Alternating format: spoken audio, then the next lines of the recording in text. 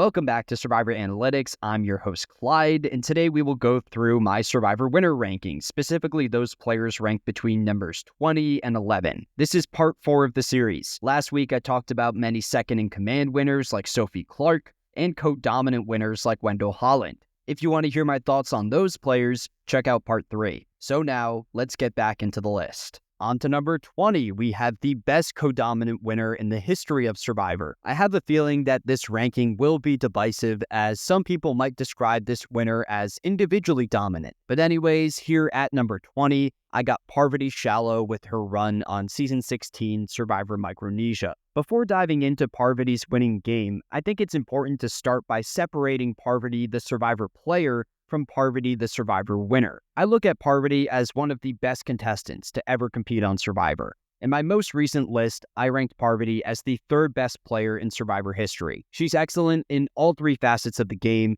and I think that there's a serious argument for Parvati as the greatest player of all time. With that said, I believe that Parvati's win on Micronesia is generally overrated due to her legendary reputation within the franchise. Everyone remembers Parvati for her work within the Black Widow Brigade, an all-women's alliance that runs the post-merge. Parvati deserves credit as the person who brings that group together. She's initially aligned with Cirie and Amanda on the original Favorites tribe, and in the swap section of the game, she connects with Natalie and Alexis. Parvati is unquestionably the architect of the Black Widow Brigade, but what's even more impressive is her positioning within that alliance. As that group runs the show in the post-merge, I feel that Parvati is never seriously at risk of going home. When those women are forced to flip on each other at the final 6, they elect to target Amanda over Parvati, which is insane considering that Parvati later defeats Amanda in a jury vote. Somehow, Parvati pushed Amanda forward as a shield while simultaneously building a stronger reputation with the jury. Parvati's late-game positioning on Micronesia is also incredible, as she reaches the final tribal no matter who wins the final immunity challenge. We obviously see Amanda taking Parvati to the end, but I think Cirie would have made the same choice. On top of all that, Parvati maintained agency every step of the way this season. She's a pivotal player in taking out Ozzy at the final 9 in a move that solidified Amanda as her number 1 ally. She also plays a valuable role in deceiving Eric into giving up immunity at the final 5. These are all factors that shoot Parvati to the top of this co-dominant tier, but I already know that some people will want to see her higher on the list. In fact, I bet Jeff Probst himself would want to rank Parvati higher. During the preseason press for Winners at War, Jeff called Parvati's Micronesia win the most dominant game of Survivor. So here's the anti-Parvati argument. First, her game greatly benefits from factors completely outside her own control, once in the premiere and again in the finale. In the premiere, Parvati is a legitimate target in the first Favorites Tribal Council. She survives that round because Johnny Fairplay quits the game. It's not through the social persuasion of Parvati herself. Without that quit, either Parvati goes home in the first tribal council of the season, or she loses her number 1 ally in Amanda off the bat. That's a minor flaw with her win, but to me the biggest problem with Parvati's game is the surprise final 2. Parvati initially rolls to the final 3 with Cirie and Amanda with the expectation that the final tribal council would occur in that round. Instead, production changes the season's format from a final 3 to a final 2 due to a number of medical evacuations sustained earlier on the season. Had Micronesia operated with the final 3, which was the way that Parvati intended, and the established format at that point in Survivor history, Cirie probably wins. In a theoretical Amanda, Parvati, Cirie final tribal council, I think Cirie squeaks out the victory in a 3-2-2 jury vote, where she picks up the votes of Alexis, Eric, and Eliza. The moral of the story here is that Parvati maintained a misguided vision of the endgame. I criticized other winners on this list for the same mistake.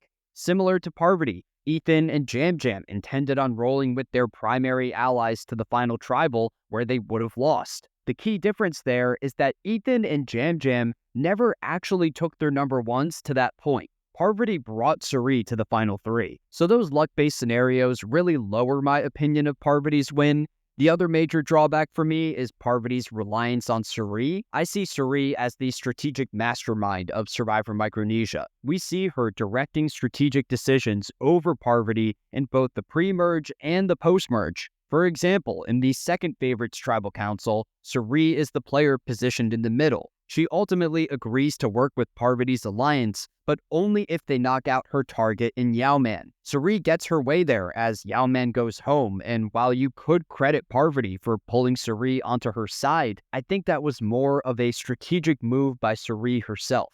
Later on in the post-merge, we see Suri lead votes through the alliance that Parvati created. The most well-known example is the Eric blindside, where Suri concocts the plan to convince Eric to give up individual immunity. So all in all, I think Parvati plays an impressive game of Survivor. She is the player that assembles the Black Widow Brigade that later dominates the post-merge. In addition, she plays a critical role in numerous votes that set her up for the endgame, like the Ozzy vote at the final 9, and the Alexis elimination at the final 6. However, I think Suri outplays her, and the fact that Parvati takes Suri to the final 3 prevents me from ranking this performance higher on the list. She's here at number 20. Moving ahead to number 19, we are starting a new tier on the list called Flawed Dominance. This is the largest tier, encompassing a total of 9 contestants. All of these players served as the head strategic figure for most of their respective seasons. However, each of them comes with their own major drawback. Some of these winners benefited from production-infused gimmicks, others relied on more traditional mechanics like immunity challenge wins or hidden immunity idols. Regardless, all of these players lost control for part of the season,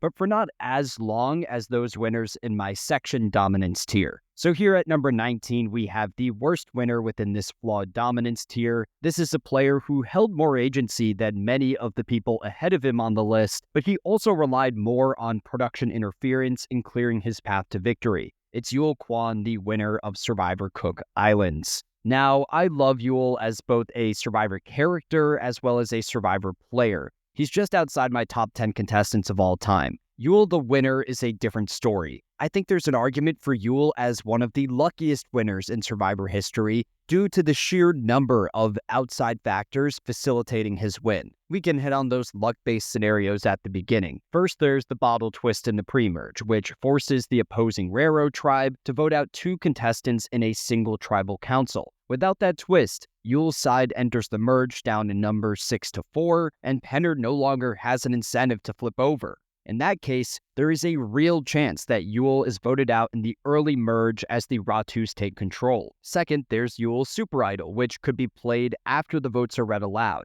Yul finds this idol in episode 2, and he does not attend a single tribal council all season where he is technically vulnerable. While it's impressive that Yul was able to use that idol to push the target in another direction, it's important to recognize that this version of the idol is one of the most overpowered twists in the history of the show, especially given its expiration date. Yul's idol could be played through the final 4 in a season that featured the first 3-person final tribal council. This means that Yul never attended a tribal without that built-in safety net. Third, potentially the biggest detractor from Yul's winning game is the surprise Final 3. Cook Islands was the first season to pivot away from a 2-person final tribal council.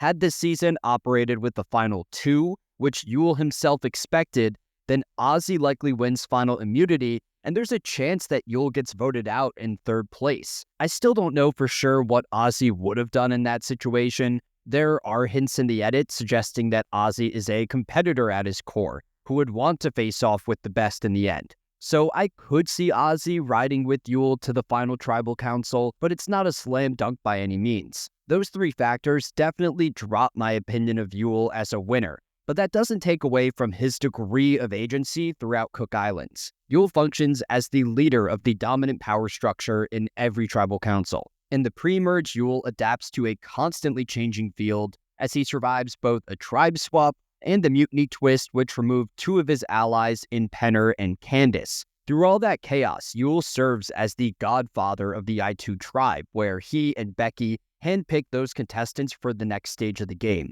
You could definitely criticize Yul for his willingness to work with Candace in that swap section of the pre-merge, as she later betrays him at the mutiny twist, but at the same time, Yul perpetually campaigns to keep Jonathan around, which pays major dividends in the merge. At the final 9, Yul pulls off the most iconic move of the season in using the immunity idol to convince Jonathan to flip back over to his side. That play gave Yul's alliance the 5-4 numbers advantage, and they controlled the game seamlessly from there. At Final 7, Yul makes the crucial deal with Adam, where Yul agrees to vote out Jonathan, and in return, Adam guarantees Yul his jury vote. That move by Yul later wins him the season, and I respect him for making that tough decision.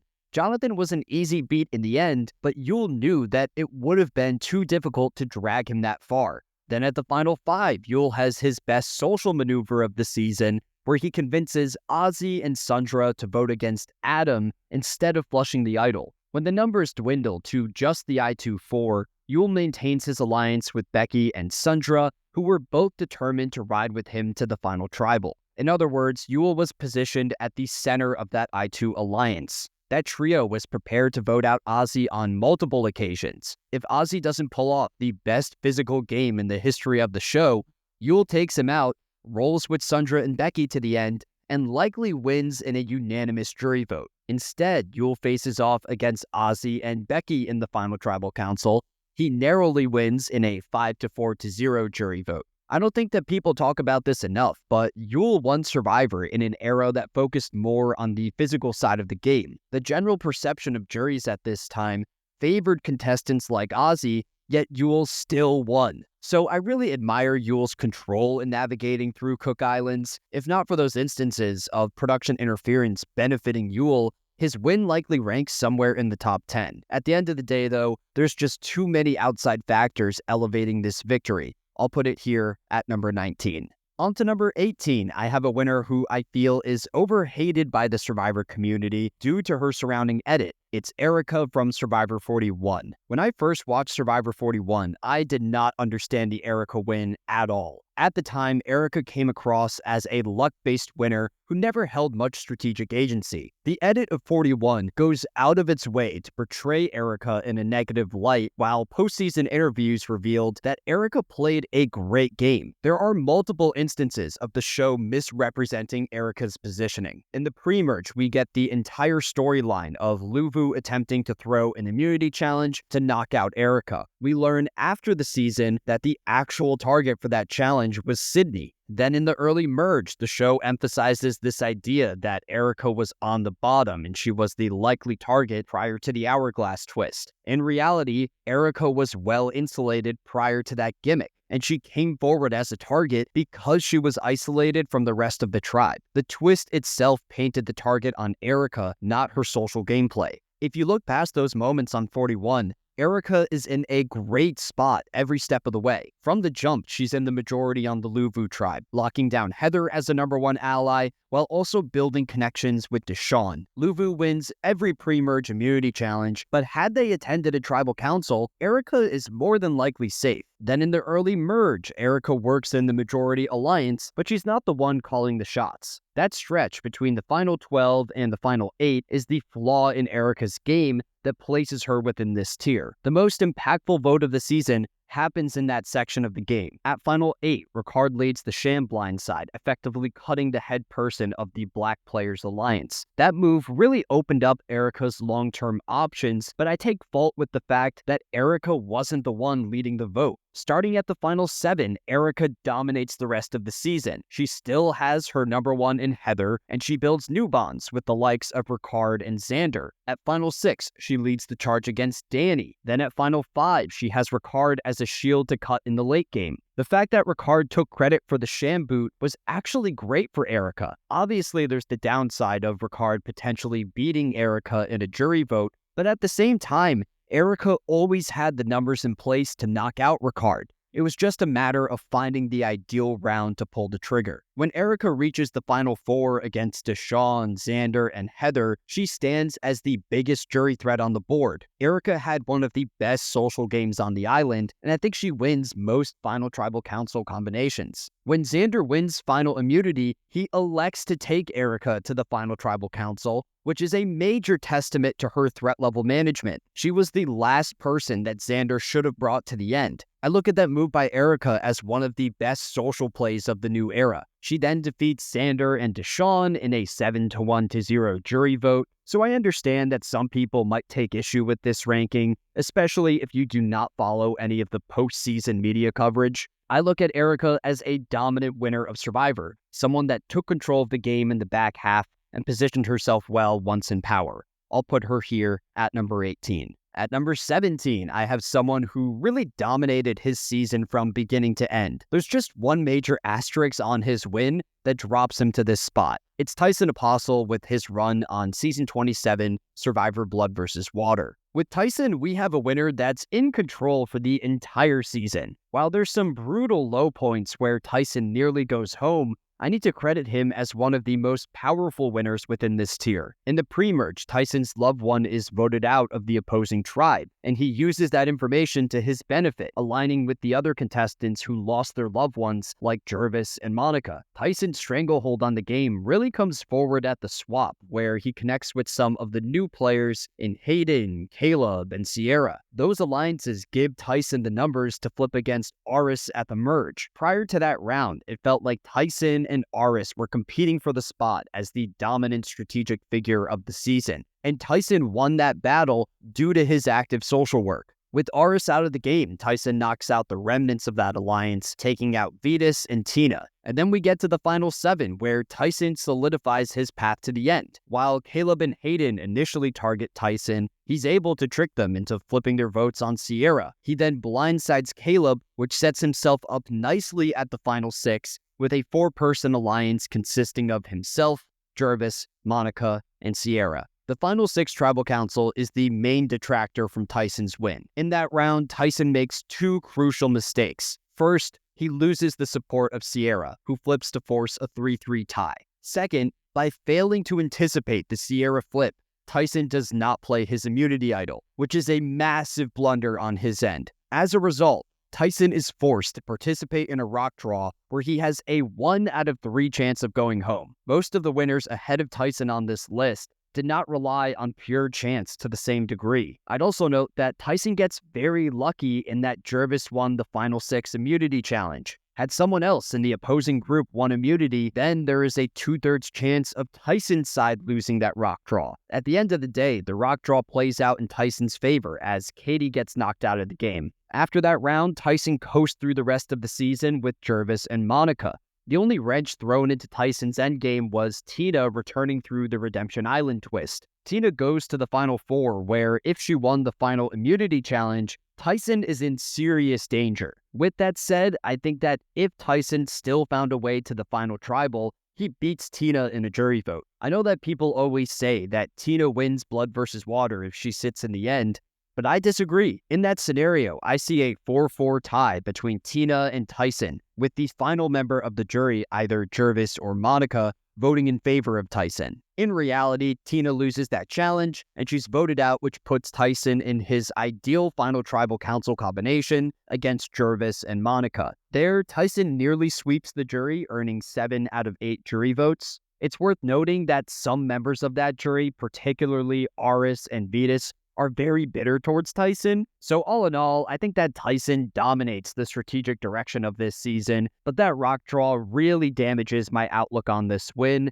I'll put Tyson here at number 17. At number 16, we have arguably the best winning game in Survivor history from a physical perspective. It's Tom Westman, the winner of Survivor Palau. When I think of Tom's win, my mind immediately jumps to his challenge dominance. I don't factor immunity wins too much into my rankings, but it's worth noting that Tom was a challenge beast on this season. Tom serves as the head physical force of his Koror tribe, which wins every immunity challenge in the pre-merge. Then in the post-merge, Tom wins 5 out of 7 individual immunities. Tom and Mike Holloway are the only winners on this list that are a part of the Elite 5-Timers Club. As for Tom's strategic game, I think that Tom was a player that controlled the direction of the season up until the final 5. Early on, Tom operates at the center of the Koror majority. He creates this stable power structure where himself and Ian align with the pairing of Greg and Jen. At the same time, Tom does some really impressive work in connecting with an outsider in Karen, who remain completely loyal to Tom throughout the post-merge. There are multiple instances on Palau where a group of players attempt to pull the numbers against Tom and Ian, and they are unsuccessful because Karen refuses to flip against Tom. In the early merge, Tom and Ian continue to sit in the power seat, taking out the periphery players in Colby and Stephanie. Then at the final 6, we see some great long-term strategic thinking from Tom. In that round, he recognizes that the pair of Greg and Jen are plotting to flip against him, and he enacts the move to take out Greg instead. In that process, Tom pushes Ian forward as the player to strong-arm Katie into following their plan. Pretty impressive work from Tom there in getting his way while simultaneously damaging the Ian-Katie alliance. Tom's navigation through the first 75% of the season is incredible, but then we get to the final 5 where everything kind of falls apart for Tom. I feel that Tom forfeits a lot of control to Ian in the endgame. At final 5, Tom makes the ridiculous decision to vote out Karen, who was hated by the jury and fully loyal to Tom himself. She was the perfect player for Tom to drag to the end, yet he willingly gives her up. By the final 4, Ian had gathered the numbers to take out Tom. Had Tom lost immunity at final 4 or final 3, he's voted out, which hurts the overall quality of this win. Luckily for Tom, he wins both of those challenges. I will credit Tom for his manipulation of Ian in the endgame. He tricks Ian into admitting that he was gunning for Tom at final 4. This pushes Tom to force a fire-making challenge between Ian and Jen, which Ian wins. Then at final 3, Tom convinces Ian to drop out of the final immunity challenge in order to maintain their friendship. So while Tom's safety for those last 2 rounds is a concern, I still think that his navigation through those spots is solid. Tom then sits against Katie in the final tribal, where he easily wins in a 6-1 jury vote. One of the best aspects of Tom's season is his win equity. I fully believe that Tom beats just about anyone in a jury vote. The problem for Tom was never impressing the jury, it was finding a way to the final tribal. To be fair though, Tom's pathway to the final tribal was pretty narrow, and it seemed like no one in the endgame, outside of maybe Karen, actually wanted to roll with him that far in the season. So I look at Tom's win as a really powerful game, one where Tom operates as the head of the majority alliance. At the end of the day though, Tom's power felt somewhat artificial due to his immunity wins. It seems like the other players were working with Tom because he was always safe. The second that Tom was vulnerable, those supposed allies were prepared to turn against him. It's still an upper tier win. I'll rank Tom here at number 16. On to number 15, we got a player whose winning arc is similar to Tom Westman's in that he runs the show up until those last couple rounds where his number 1 ally takes control and gathers the numbers against him. It's JT Thomas with his game on Season 18 Survivor Tocantins. My opinion of JT's win has declined over time. As early as last year, I looked at this game as one of the 10 most dominant performances in the history of the show. That perspective stemmed from JT's social prowess. JT is adored by the surrounding Tocantins cast, to the point where he has players like Brendan willingly throwing their games away to help him progress through the season. JT eventually sits in the final tribal council against arguably the second best jury threat in Steven, and he still crushes Steven in the jury vote. JT was the golden boy of Survivor Tocantins, and I think that he likely defeats any other player in a final tribal council. All of this is to say that I look at JT's run here as one of the best social games of all time, but he has some missteps along the way. In the pre-merge, JT locks down his primary alliance with Steven and Taj. That trio runs the Jalapao tribe through the first 7 episodes of the season. JT then enters the merge of Tocantins in a pretty precarious position as his side is outnumbered 6-3 against the opposing Tambira tribe. JT easily could have been picked off in that early merge section of the game, but he gets to work, building new alliances with key members of Tambira like Coach, Brendan, and Tyson. Those connections enable the Jalapao 3 to bounce between factions of the Tambira tribe, dismantling their group from the inside. Throughout the Jalapow's success, JT serves as the face of the operation. He is the player maintaining those various alliances, which prevents the Timbiras from regrouping. So while JT worked as the social connector of that Jalapow alliance, I always saw Steven more as the head strategic thinker of that group. Steven's true control of the game is revealed through the boot order of the Timbiras. Steven convinces JT to knock out many of their secondary pawns in the game before Steven lets go of his own. JT willingly cuts loyal allies like Brendan at the final 9 and Coach at the final 5. Instead, JT and Steven roll with Aaron to the final 3, who was the only Timbira player in the post-merge who never bought into the hype surrounding JT. Had JT lost that final immunity challenge, Aaron and Steven band together to vote him out, and Steven is the winner of the season. The fact that JT actively put himself in a more difficult position in that last round of the game takes away from this win. Even though I look at Steven as the better strategic member of that partnership, JT still proves his strategic side independent of Steven. At Final 5, JT walks into Tribal Council knowing that there were already 3 locked votes against Coach. In response, JT does not vote against Coach, knowing that Coach will respect him for it, and that move later materializes in Coach's jury vote. Now, I still disagree with the decision by JT to cut Coach in the first place, but his approach to that elimination is still impressive. But anyways, JT ends up sweeping Steven in a jury vote, giving him the first perfect game in Survivor history. Out of the 2 perfect games seen on Survivor,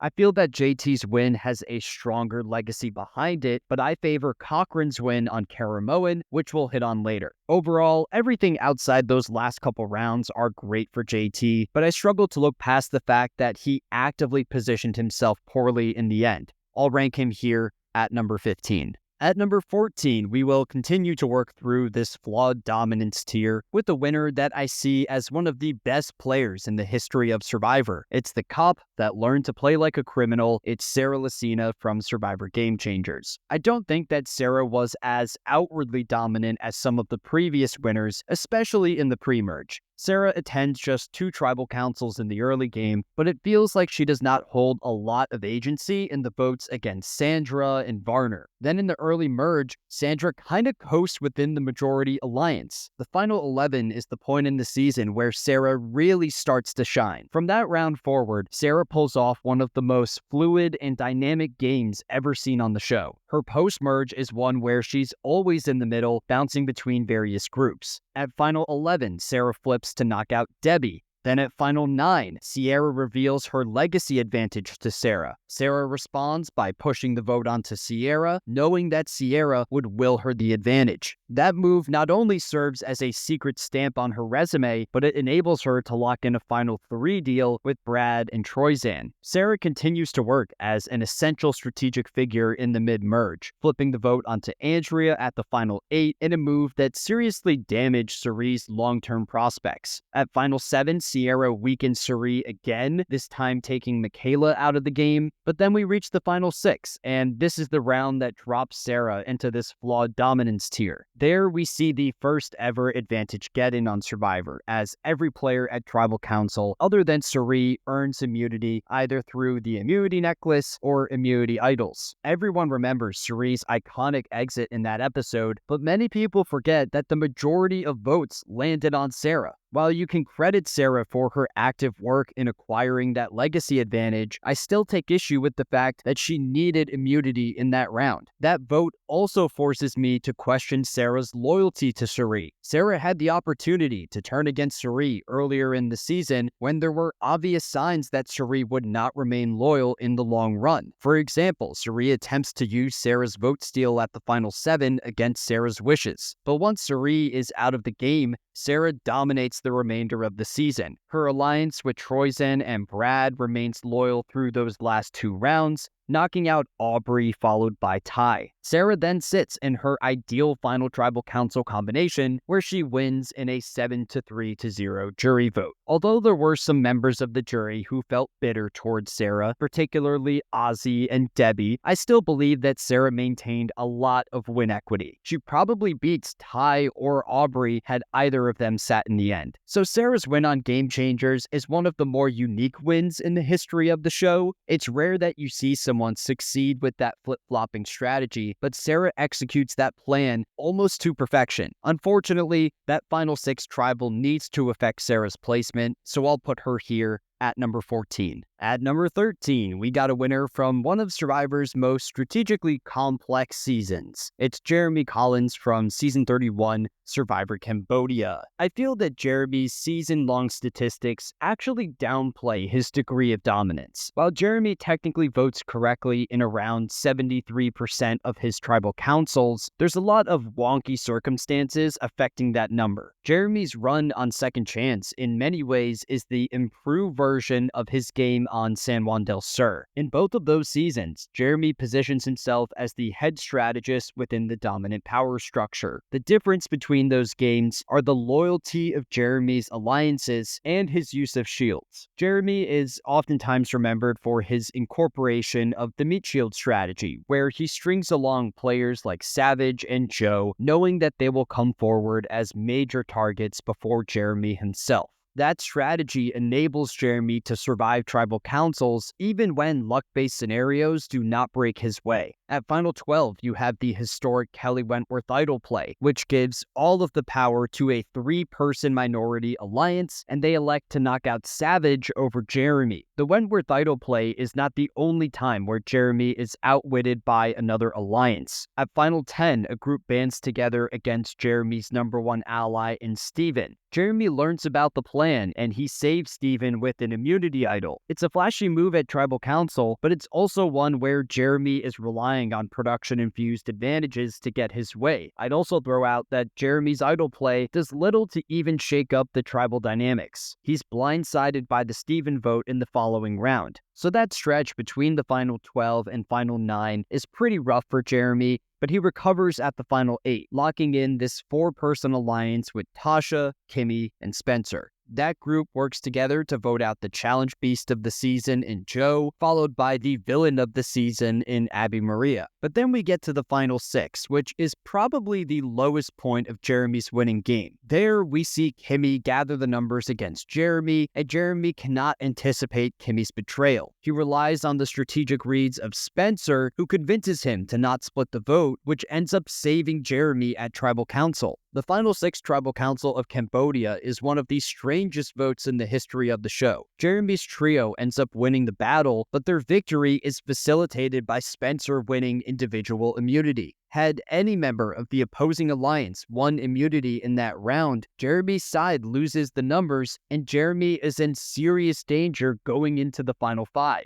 I discredited previous winners like JT and Tom for their reliance on immunity wins, and Jeremy's Final 6 might be worse because he depended on an ally winning the challenge. It's an instance of Jeremy progressing in the game through factors outside his control. Jeremy picks it up at the Final 5, where he's the swing vote in taking out Keith. At Final 4, Jeremy is well positioned with Wentworth isolated as an obvious target. Jeremy is in a spot where he wins the season as long as Wentworth does not win final immunity. Had Wentworth won that last challenge, it's a tight race between her and Jeremy in the final tribal, but I do give the slight nod to Wentworth. That's something to definitely take issue with Jeremy's game. He was not the jury's favorite remaining player. While I think he wins most Final Tribal Council combinations, it's not great that he nearly reaches the end in a losing situation. In reality, Wentworth loses final immunity, and Jeremy faces Tasha and Spencer in the Final Tribal Council, where he sweeps the jury. Jeremy is just one of 5 winners in Survivor history to earn every possible jury vote. So I look at Jeremy's Cambodia run as a very solid game. In my first edition of this list, I actually had Jeremy 3 spots higher. I ultimately decided to drop him a bit because there's just too many points in the season where he loses control. Combine that with the wonky Final 6 Tribal Council, and I'll rank Jeremy here at number 13. Then at number 12, we have the highest rated New Era winner on this list, in Dee Valladares from Survivor 45. We covered this season on the Survivor Analytics podcast, and I remember watching Dee's navigation through the game and clocking it as one of the best wins in the history of the show. Dee was trending towards a top 5 winning game. If not for her blunders at the final 5, she would have ranked considerably higher on the list. Outside that tribal council, Dee plays a dominant game of Survivor, one where she's calling the shots from the majority. In the pre-merge, she locks in the Reba 4 alliance, where she has Julie and Austin as 2 fully loyal allies. In the first Reba tribal council, Dee technically votes incorrectly as she casts her vote against Sifu over Sean, but I don't fault Dee much for that round, given the circumstances surrounding Sean's pseudo-quit. That move puts Dee in a bit of hot water as Sifu works to find the player that voted against him, but she ultimately convinces Sifu that it was not her. Later on at the Split Tribal, Dee works as the head strategic figure in taking Caleb out of the game. That round also marks the point in the season where Dee aligns with Keturah, which contributes to the collapse of the Bello tribe at the merge. Through the early merge, Dee's Reba alliance stays in control, knocking out Kelly, followed by Kendra, followed by Bruce. Dee is well positioned for that entire stretch with legitimate agency, as she learns that Kendra is throwing out her name at Final 9, and she pushes the target in that direction. At the same time, it's important to remember that the Reba 4's power does not originate from Dee herself. That group takes control through the social work of Austin and Drew, who picked up Emily as a number in the swap section of the game. It's a minor knock against Dee's win, but still worth noting as we're splitting hairs towards the top of the list. It's not until the final 7 that Dee really grabs the game by the horns. In that round, she pulls off one of the best strategic moves of the new era, as she learns that Julie is the target, and she shares that information with Julie, which enables Julie to play her idol at Tribal Council, sending Emily home instead. The best part of that move is the fact that Dee still voted with the majority against Julie as a way to hide their alliance. Dee walks into the final 6 with 3 contestants in Drew, Austin, and Julie, who all wanted to ride with her to the end. Then at Final 6, Dee gets a leg up over Austin by blindsiding his number 1 ally in Drew. I think that vote helps Dee a lot in making her case against Austin in the final tribal. And that takes us to the Final 5, which is a near disaster for Dee. There, we see Jake concoct this plan to use his idol on Keturah and flip the vote onto Dee. Dee is about to get sent out of the game, but then Keturah gets paranoid in the voting booth and she casts her vote onto Julie instead. Obviously, every winner benefits from the misplay of their competitors, but this is an instance where Dee really banks on Keturah dropping the ball at the 11th hour. Dee's Final 4 is not particularly great either, as every remaining contestant planned on throwing her into the fire-making challenge. It doesn't matter though, as Dee wins final immunity, and she makes the correct decision of bringing Austin to the end as a way to prevent him from building his resume with a fire-making win. Dee walks into that final tribal against Austin and Jake with, in my opinion, a far superior strategic resume, yet she barely squeaks out the win, earning 5 out of 8 jury votes. Her final tribal performance is pretty rough at points. She burns Bruce, which contributes to him voting in favor of Austin. So while Dee stumbles her way through those last couple rounds, I think that the rest of her game is all very impressive, easily the best winning game of the new era. I'll rank it here at number 12. At number 11, at the top of this flawed dominance tier, we have a winner who has an argument for the best post-merge game in Survivor history. It's Natalie Anderson from Survivor San Juan del Sur. In researching winners for this project, Natalie was one of those contestants who moved up my rankings. I feel that the general knock against Natalie's run on Season 29 is the first half of her game. Through the entire pre-merge and early merge, Natalie was not really the one out in front calling the shots. She works primarily alongside Jeremy Collins, who seemingly maintained more connections outside their alliance. I see Jeremy more so as the head strategic player in that partnership. Still, Natalie is in the majority on her original Hanapu tribe, and she contributes to the Drew vote in Episode 4. The swap section of the game is not great for Natalie, even though she does not attend a tribal council. Natalie and Jeremy are positioned towards the bottom of their tribe, so they get pretty lucky in that they win both immunity challenges. Had they gone to Tribal Council, there is a chance that Jeremy gets taken out, which definitely impacts Natalie's trajectory on the season. Then in the early merge, Natalie's side wins the initial battle, knocking out Josh at Final 11. There, Natalie is on the right side of the vote, but she's not the one directing the season. The pair of Jacqueline and John operate the middle, and they elect to work with Natalie's group because Jeremy won individual immunity. You can follow that up with the Final 10, where Natalie is blindsided by the Jeremy vote. She's completely out of the loop there, which places her in this flawed dominance tier. So again, for the first 9 episodes of the season,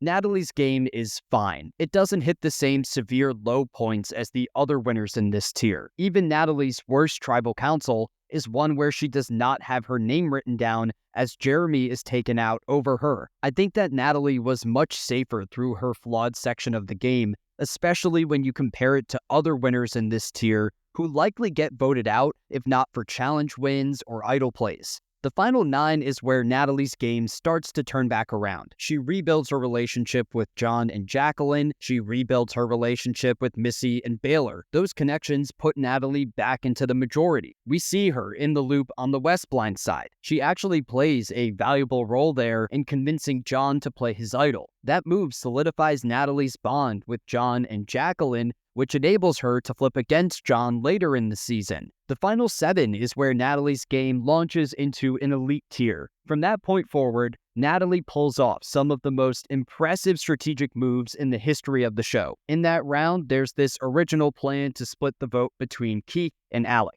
Natalie identifies Alec as the player less loyal to her, so she flips and knocks him out in a 4-3 vote. What's even crazier is that after Tribal Council, Natalie successfully convinces her alliance that she voted against Alec by accident. That move preserved Keith as an ally and shield who she would use later in the game. Then at Final 6, Natalie enacts her revenge, serving as the head strategic figure in the John blind side. Then at Final 5, Natalie takes Baylor out of the game in one of the best idol plays in Survivor history. By playing her idol on Jacqueline in that Tribal Council, Natalie leaves herself as one of just 3 vulnerable contestants. Natalie was so well insulated socially that she could afford to utilize her idol on another player, knowing that she would survive the Tribal Council regardless. That move sets up Natalie perfectly at the Final 4 because it broke up the pair of Missy and Baylor. That mother-daughter duo would never turn on each other. So if Natalie rolled with them and Keith into the next round,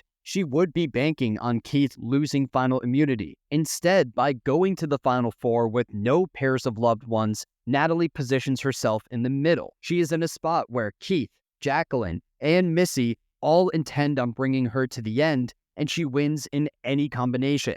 Natalie's shield strategy works out perfectly at the Final 4, where they take out Keith, and she sits in the end against Jacqueline and Missy, where she wins the season in a 5-2-1 jury vote. That final tally actually undersells Natalie's social game. Of the 3 jury votes that Natalie loses, 2 of them were from jury members voting for their loved ones, and the other was Reed, who only voted for Jacqueline as a way to deny Missy second place. So even though Natalie's dominance is delayed to the second half of the game, I think her navigation through that stretch is some of the most impressive strategic work ever seen on Survivor. It'll put her here at the number 11 spot. 37 winners down, just 10 to go. Come back next week where I'll talk about the best winning games in Survivor history.